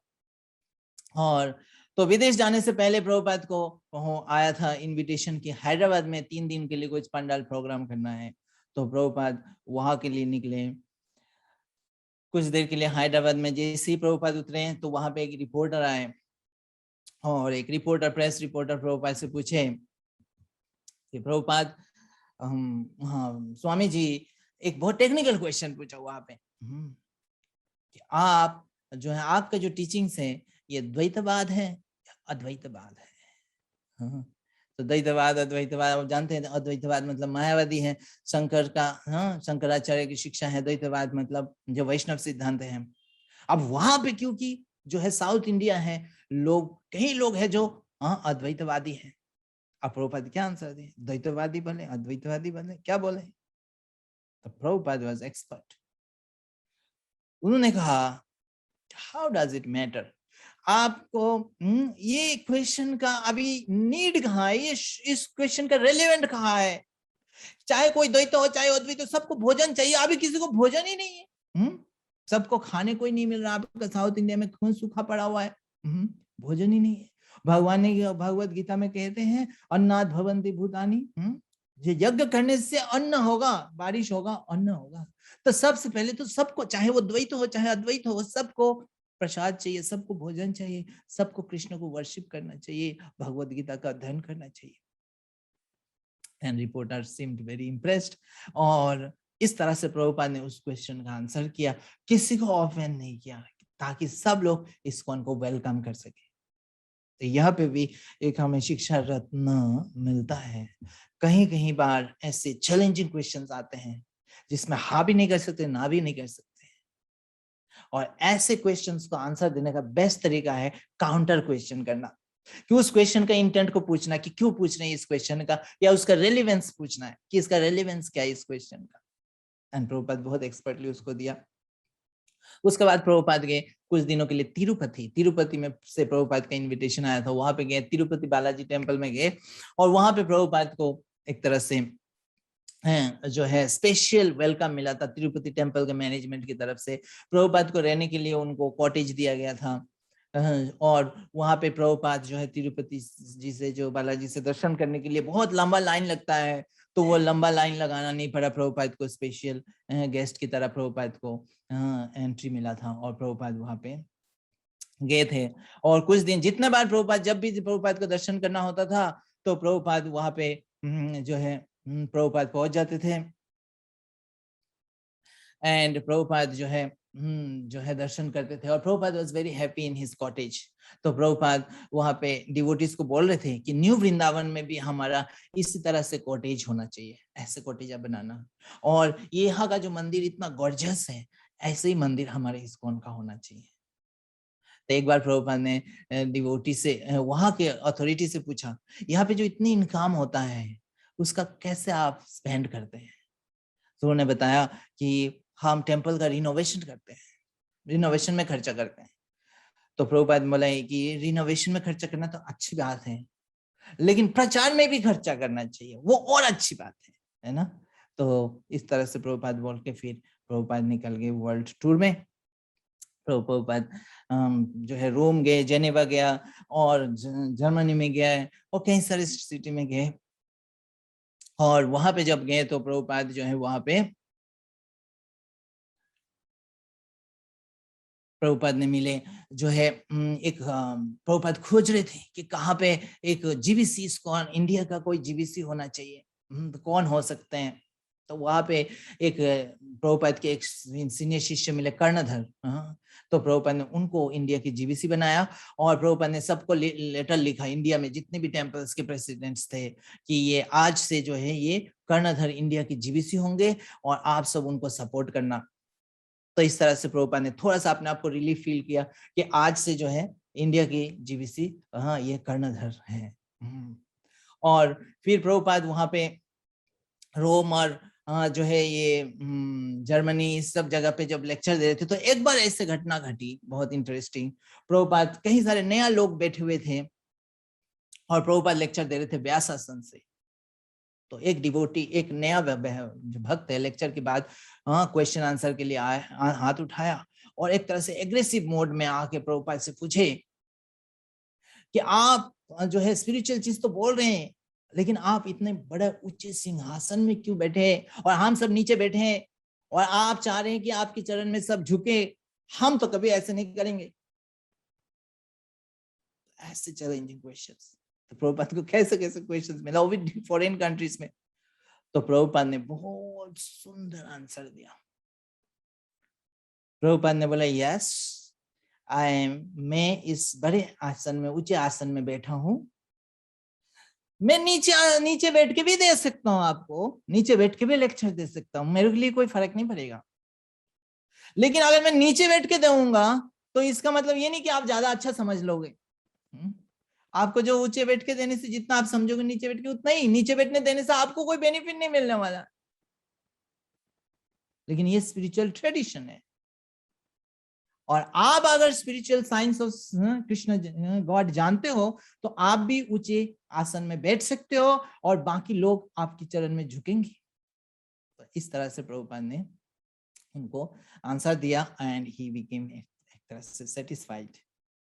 तो वहां से प्रभुपाद जो है कई सारे शहर में गए। उसके बाद प्रभु से कई सारे रथ यात्रा स्टार्ट हुआ था। प्रभुपाद ने वो सारे शहर में गया। ऑस्ट्रेलिया मेलबोर्न में रथ यात्रा अटेंड किया, शिकागो में जाके अटेंड किया रथ यात्रा, फिर सैन फ्रांसिस्को में रथ यात्रा अटेंड किया। हाँ, हम नाम भी गिन नहीं सकते हैं एक तरह से। और ये सारे प्रभुपाद कुछ हफ्ते में ही अटेंड कर रहे थे। और उसके बाद फिर प्रभुपाद घूमते हुए जब न्यू वृंदावन पहुंचे तो वहां पे पता चला प्रभुपाद का कि जो है जो है वहां पे जो कर्णधर थे जिनको उन्होंने जीवीसी बनाया था इंडिया का, उन्होंने रिजाइन कर दिया। वो बोले कि प्रभुपाद इंडिया में बहुत हेवी रेस्पॉन्सिबिलिटी है और मैं नहीं इसको निभा सकता हूँ, तो आप प्लीज जो है ये किसी और को दे दीजिए, ये यहाँ का इंडिया का जीवीसी मैं नहीं बन सकता। जब ये लेटर प्रभुपाद को मिला तो प्रभुपाद एक तरह से निराश हो गए। प्रभुपाद अपने शिष्य को बुलाया और बोले कि क्या करूं मैं, क्या इंडिया के प्रोजेक्ट सारे छोड़ दूं? हाँ, सारे छोड़ देता हूं इंडिया की प्रोजेक्ट्स। तो एक डिसाइपल थे, बोले लेकिन प्रभुपाद ये सारे प्रोजेक्ट्स तो आपके बहुत प्रिय है, वो आप कैसे छोड़ सकते हैं? तो प्रभुपाद बोले वो तो है, लेकिन मैं करूं क्या, मेरे लिए कोई है नहीं यहाँ पे इसको संभालने के लिए। तो लेकिन फिर से प्रभुपाद ने खुद से ही अपना जो है जिम्मेदारी लिया इसको वो करने के लिए। और फिर प्रभुपाद आप वहां से वर्ल्ड टूर करके आप कहाँ आएंगे? प्रभुपाद वृंदावन में आएंगे। तो सारे जगह पे इनविटेशन भेजा हुआ है। प्रभुपाद ने जो है डिवोटीज को बता दिया कि वृंदावन के सारे गोस्वामी को बताना है, यूपी के वृंदावन के जितने म्यूनिसिपैलिटी का ऑफिसर्स है सबको बुलाना है। और प्रभुपाद ने अपनी गॉड ब्रदर्स को बुलाया, सारे टेम्पल के प्रेसिडेंट्स को बुलाया कि आप सब जो है वापस आना, वृंदावन में टेम्पल इनॉग्रेशन होगा जन्माष्टमी में। तो इस तरह से प्रभुपाद ने सबको इनवाइट किया। और फिर प्रभुपाद जो है फाइनली जन्माष्टमी में के कुछ दिन पहले प्रभुपाद आए वृंदावन में। और जब वृंदावन में आके प्रभुपाद प्रवेश किया, जब आए सब डिवोटीज ने वेलकम किया एंड ग्रैंड इनॉग्रेशन का प्लानिंग हो रही है। एंड प्रभुपाद जैसे टेम्पल में पहुंचे, जाके अंदर जाके जैसे गए तो प्रभुपाद देख रहे हैं, सब कुछ देख रहे हैं। टेम्पल के अंदर जाके देखे अभी तक सब कुछ बने नहीं, अभी भी कुछ कुछ कंस्ट्रक्शन के काम चल रहा है।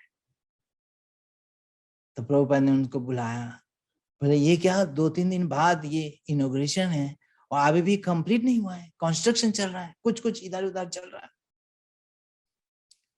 तो डिवोटीज आए एकदम से, बोले प्रभुपाद ये जो है कई सारे एक्सक्यूजेस बोल रहे हैं कि ये हो ही नहीं पाया, ये नहीं हो पाया, ये नहीं हो पाया। प्रभुपाद बिकेम बहुत हम गुस्से में आए। बोले what is this? Guest house जाके देखे, वो गेस्ट हाउस एक गड्ढा था, अभी तक बना ही नहीं, कुछ स्टार्ट ही नहीं हुआ। एंड प्रभुपाद बोले अब क्या कर सकते हैं? उनके गॉड ब्रदर्स आने वाले, सारे डिवोटीज आ रहे हैं टेम्पल वहां से वर्ल्ड वाइड से। तो सब कुछ डिवोटी बोले प्रभुपाद अभी तो हो ही नहीं सकता, इस हालत में तो हो ही नहीं सकता। तो प्रभुपाद बोले अब क्या करें, ये सारे इनविटेशन दे चुके हैं सब जगह पे। और फिर प्रभुपाद सोच रहे हैं लेकिन अगर मेरा गॉड ब्रदर्स आएगा और इस हालत में हम कैसे इनॉग्रेट करेंगे?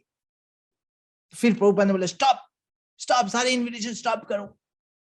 फिर कुछ लोग बोले कि प्रभुपाद इतने लोग तो आ रहे, ऑलरेडी इनविटेशन दे दिया, अब क्या करें, हमारे इस्कॉन के लिए एक इंसल्ट की बात हो जाएगी। प्रभुपाद आप समझ नहीं पाए क्या करें। सारे डिवोटीज को, वृंदावन की डिवोटीज को बुलाया, आप क्या करें? एक बार सोच रहे कि कर ले, जैसे भी टेम्पल है जिस तरह से समहाउ टेम्पल में कर लेते, बाकी कंस्ट्रक्शन होता रहेगा। फिर एक बार लगे कि ठीक से टेम्पल बना ही नहीं है, नहीं हो सकता। फाइनली प्रभुपाद बोले क्या टेम्पल एक तरह से रेडी हो सकता है 2-3 दिन में, हम कर ले इसको? तो वो सुरभि बोल रहे प्रभुपाद दरवाजा ही तो नहीं, अभी काट रहा है, दरवाजा ही नहीं बन पाया। प्रभुपाद जमुना माता जी को बुलाया, बोले डीटीज का क्या है, डीटीज पैराफर्नाली रेडी है? बोले थोड़ा सा किया और थोड़ा बचा है। प्रभुपाद ने बोले तुम बताओ तुम्हारा क्या ओपिनियन है, करना चाहिए नहीं करना चाहिए? तो जमुना माता जी ने बताया कि प्रभुपाद मेरा हिसाब से नहीं करना चाहिए, इसको पोस्टपोन कर देना चाहिए। तो प्रभुपाद ने एक तरह से सरेंडर कर दिया, बोले सारे कैंसिल करो, सबको इनविटेशन कैंसिल करो। और प्रभुपाद बहुत दुखी हो गए। एंड प्रभुपाद का जो है कुछ दिन बाद फीवर आ गया। एंड फिर प्रभुपाद सबसे अब क्या करें प्रभुपाद, तो सारे डिसाइपल से पूछने लगे कि फिर आप बताओ फाइनल डेट क्या है, कब हो सकता है? कार्तिक में हो सकता है, भक्ति सिद्धांत सरस्वती ठाकुर का अपीयरेंस डे में हो सकता है, फाइनल बता दो। और उसके बाद फिर प्रभुपाद ने जो है सबने निर्णय किया फाइनल जो है गौर पूर्णिमा होगा। नहीं तो प्रभुपाद ने बोला रामनवमी फाइनल है 1975 में नेक्स्ट। एंड उसके बाद प्रभुपाद का बहुत फीवर हो गया। प्रभुपाद ने जो है कहीं डॉक्टर्स आए, दवाई में ठीक नहीं हो रहे हैं। प्रभुपाद ने बताया ये जो है कहीं डिवोटीज ठीक से भक्ति नहीं कर रहे हैं इसलिए ऐसा हो रहा होगा। इस तरह से फिर फाइनली प्रभुपाद इस चीज को मैनेज करने की कोशिश किया। एंड देन फाइनली प्रभुपाद जो है उसके बाद फिर वहां से वापस जो है कुछ समय बाद फिर बॉम्बे गए। और बॉम्बे जाके फिर उस लैंड को हैंडल करने की कोशिश किया। एंड वहां पे जाके फिर जो है समहाउ प्रभुपाद ने अपना प्लान्स बनाया उनको। और वहां पे है जो है एक तरह से प्रभुपाद ने बताया वहां पे कुछ ना कुछ कंस्ट्रक्शन होते रहना चाहिए, कुछ होते रहना चाहिए। और उनको कन्विंस करने की कोशिश किया। तो म्यूनिसिपल कॉर्पोरेशन जब प्रभुपाद का नया प्लान्स देखा कि उनको लगा अभी जैसे शेड है ऐसे ही शेड रहेगा और इस तरह से जो है कीर्तन जो हो रहा है अभी पूरा रास्ता तक आ रहा है तो आवाज आएगा। लेकिन जब बताया कि इतना अच्छा टेम्पल बन जाएगा तो वो आवाज नहीं आएगा। तो they finally gave the permission NOC. और उसके बाद फिर प्रभुपाद ने बहुत अच्छा से उसको ग्राउंड ब्रेकिंग कॉर्नरस्टोन का जो है फेस्टिवल बनाया जुहू में। और एक तरह से अब कंस्ट्रक्शन स्टार्ट हो गया जुहू में। तो उसके बाद प्रभुपाद फिर वर्ल्ड टूर में फिर से निकले हैं। और अब जो है प्रभुपाद ने वहां से यूपी का जो गवर्नर है उनको रिक्वेस्ट किया कि आप जो है फाइनल नेक्स्ट रामनवमी में आप चीफ गेस्ट बन सकते हैं क्या। तो वो गवर्नर एग्री हुए। और फिर जो है प्रभुपाद अब सोच रहे हैं इंडिया के लिए कौन जो है एक तरह से वो बनेगा जीबीसी। तो उस समय करीब 1974 का दिसंबर का समय है। तो उस समय प्रभुपाद के एक सीनियर डिसाइपल थे रूपानुगा। उन्होंने प्रभुपाद को सजेस्ट किया, रिकमेंड किया कि ये जो गोपाल कृष्ण गोस्वामी हैं तो उस समय महाराज सन्यासी नहीं थे तो वो बेस्ट फिट हो सकते हैं। वो काफी एक्सपर्ट है, मैनेजमेंट में एक्सपर्ट है और वो हो सकते हैं। तो जैसे उनके नाम प्रभुपाद के पास आया प्रभुपाद ने सोचा यस वो एकदम से फिट है। तो उनको प्रभुपाद ने जो है इंडिया बुलाया। और महाराज फिर इंडिया में आए करीब दिसंबर 1974 में। और 75 के जो मायापुर की जो फेस्टिवल है वहां पे महाराज गए और पहली बार वो जीवीसी मीटिंग अटेंड किया। और महाराज को इंडिया की जीवीसी का रेस्पॉन्सिबिलिटी मिला। और फिर प्रभुपाद उस समय मायापुर में फिर से वो फेस्टिवल हुआ, मायापुर के फेस्टिवल। और उस फेस्टिवल के दौरान प्रभुपाद कई बार जो है ट्रांस में चले गए थे। लेक्चर देते देते प्रभुपाद ने कभी भक्तों को प्रेज करते हुए अचानक से प्रभुपाद एक तरह से जो है ट्रांस भावावेश में पहुंच गए थे। और भक्त लोग में जो है कीर्तन करते हुए फिर प्रभुपाद जो है अपनी सेंसेस में आए। तो उसके बाद फिर फाइनली जो है रामनवमी 1975 में प्रभुपाद वृंदावन आए। और वृंदावन आके जब प्रभुपाद फाइनली पहुंचे तो देखे अब जो है मंदिर की डोम्स जो है ऊपर की जो चूड़ा है वो सारे बने हैं। प्रभुपाद चूड़ा को देख के बहुत प्रसन्न हो गए कि ये जो तीनों चूड़ा है वो बहुत सुंदर है। और प्रभुपाद डिवोटीज को बोल रहे हैं कि ये चूड़ा को देखने से क्या हो रहा है कि मन जो है ऊंचा चेतना आ रही है, लग रहा है कि इस भौतिक जगत से बड़े कुछ है। और बहुत सुंदर से बना हुआ है। चूड़ा के ऊपर जो है कॉपर के कलश है, उसके ऊपर चक्र है, सुदर्शन चक्र है, उसके ऊपर जो फ्लैग है। तो प्रभुपाद पूरा प्रॉपर्टी घूम रहे हैं। उसके बाद जो कोर्ट यार्ड में गए टेम्पल के अंदर, तो वहां पे देखिए बहुत मार्बल, एकदम चमकता हुआ मार्बल का वो बना हुआ है। तो प्रभुपाद सारे भक्तों से बोल रहे हैं कि बहुत अच्छा मंदिर है कि नहीं, पूरा वृंदावन में जो है एक अनोखा है ये मंदिर, ऐसा कोई और नहीं होगा, पूरा इंडिया में नहीं होगा ऐसा मंदिर। और वहां पे तमाल वृक्ष था।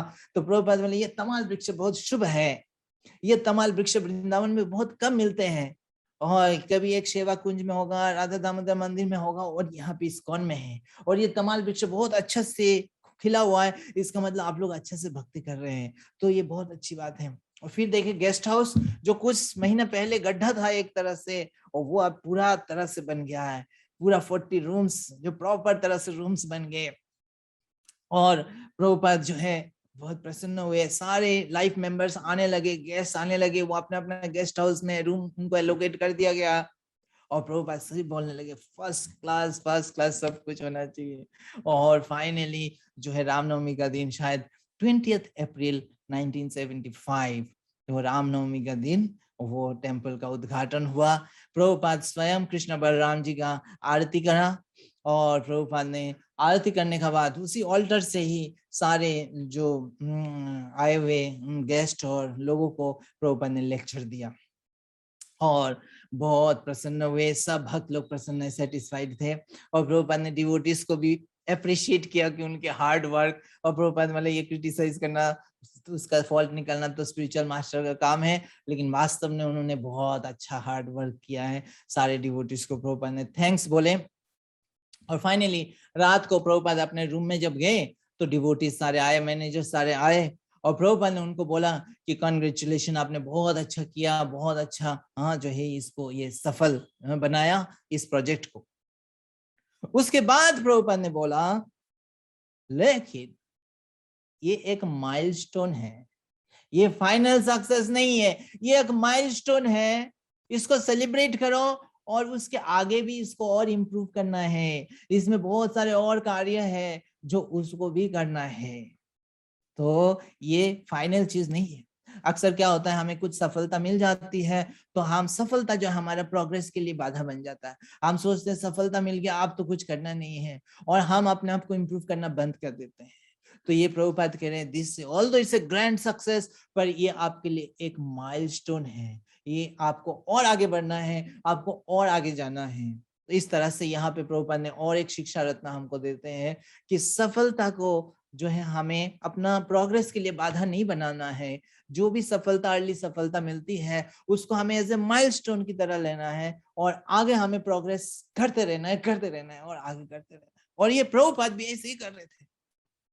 प्रभुपाद भी उसी रात को सबके साथ बैठ के बोले ये टेम्पल इतना सुंदर टेम्पल, मैं इसीलिए ऐसे टेम्पल चाहता हूँ। तो ये जितना टेम्पल जितना इंपॉर्टेंट है, उतना ही इंपॉर्टेंट बुक डिस्ट्रीब्यूशन है, उतना ही इंपॉर्टेंट बुक्स की पब्लिकेशन है। और फिर प्रभुपाद ने रामेश्वर से पूछा कि मेरा चैतन्य चरितामृत का क्या हुआ।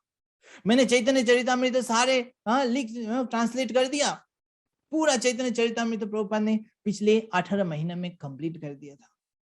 अब आश्चर्य सारे भक्त लोग कि कैसे लास्ट 18 मंथ्स में प्रभुपाद को कितने स्ट्रगल फेस करना पड़ा इंडिया में, कितने सारे टेम्पल और लैंड को लेके कैसे स्ट्रगल करते रहे। उस बीच में प्रभुपाद ने 18 मंथ्स में चैतन्य चरितामृत कंप्लीट कर दिया।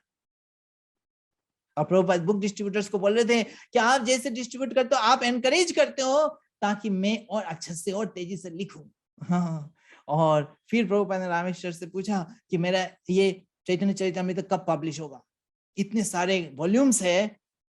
तो रामेश्वर जो है बताते हैं कि प्रभुपाद ये जो है ये अभी उनका अभी का जो स्पीड है, उस स्पीड में एक ग्रंथ छापने में 3 महीने लगते हैं।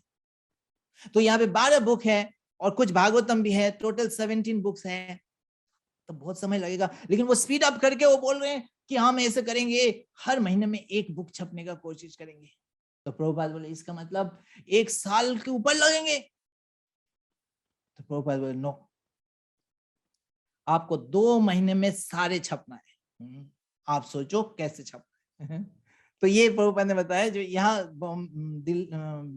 वृंदावन में टेम्पल को उद्घाटन करके जब लॉस एंजलिस में गए तब प्रभुपाद ने बताया। और फिर उन्होंने जो है वह मॉर्निंग वॉक में थे, उन्होंने कहा 2 महीने में करना है, आप सोचो कैसे करना है। तो मॉर्निंग वॉक के बीच में से रामेश्वर और उनके जो साथ में और एक थे डिवोटी, उनको लेके वापस आ गए, मॉर्निंग वॉक में गए नहीं, आ गए, आके अपनी टीम से डिस्कस किया, प्रभुपाद चाहते 2 महीने में। तो उन्होंने बोला था कि प्रभुपाद 2 महीने में सारे छपना इम्पॉसिबल है। प्रभुपाद ने बोला impossible, impossible is a word in fools dictionary. तो ये सुन के रामेश्वर जो है वापस आ गए और अपनी बीबीटी की टीम से बात किया, बोले प्रभुपाद चाहते किसी भी तरह से 2 महीने में छपना है, क्या पॉसिबल है? तो सब ने अपना अपना तरीका निकाला और बोले कि कर देंगे हम लोग। प्रभुपाद चाहते तो हो सकता है उन्होंने। और फिर प्रभुपाद से रिक्वेस्ट किया, प्रभुपाद उस बंगाली है तो आपकी टाइम चाहिए होगा, हम आपसे जो है पूछेंगे बंगाली की, कुछ डाउट्स होगा। प्रभुपाद बोले मेरा पूरा समय आपके लिए है, लेकिन 2 महीने में छपना है। और भक्त लोग लग गए मैराथन में कि कैसे बुक्स को छपना है 2 महीने में। तो इस तरह से प्रभुपाद ने दिखाया कि ये मंदिर स्थापन होने के बाद भी प्रभुपाद भी आगे कंटिन्यू करे। It was a milestone for Prabhupada, और प्रभुपाद आगे बढ़ते गए। तो ओवरऑल इस जो है एपिसोड से हमें और एक शिक्षा रत्न ये मिलता है, जिसे हमने स्टार्ट में बोला थे कि प्रभुपाद ने इस ग्रैंड विजन देखा था कि ये पूरा वर्ल्ड वाइड ऑर्गेनाइजेशन डिवोटी का, तो जितना बड़ा विजन है, जितना बड़ा गोल है, उतना ही बड़ा चैलेंज है नहीं? और उतना बड़ा चैलेंज को करने के लिए, फेस करने के लिए उतनी बड़ा डिटर्मिनेशन चाहिए एंड पर्पस पे, ताकि हम गोल्स पे फिक्स्ड हो सके। और तो प्रभुपाद वाज सच डिवोटी जो पूरा फिक्स थे अपने गोल्स पे, अपनी डिटर्मिनेशन से, इसलिए कितना भी चैलेंज प्रभुपाद को जो है शेक नहीं कर पाए थे। और तो इस तरह से प्रभुपाद अपने आचरण से दिखाते हैं कि जो गोल, जो विजन है, उसके लिए जो भी चैलेंजेस है उसको कैसे फेस करना, अपनी डिटर्मिनेशन के साथ फिक्स रह के, तभी हम इसको फेस करते हुए रहेंगे, तभी ये गोल अचीव हो सकता है। तो यहाँ पे आज हम विराम देते हैं। हम देख लें हम क्या क्या शिक्षा रत्न आज हमने कलेक्ट किया है। पहले हमने देखा don't misunderstand, don't underestimate other devotees dedication, you may be surprised when you will know the facts। जैसे उस मैराथन के समय, जो क्रिसमस के समय, जो रामेश्वर प्रभु जो है जो लेट हो गए थे और वो सोच रहे थे कि मैं शायद सबसे लेट पहुंच रहा हूँ, लेकिन जब देखे जाके सारे डिवोटीज अभी भी नहीं आए, वो ही पहले आए थे। Prayer to Guru works in a miraculous way, you need to try it to experience it।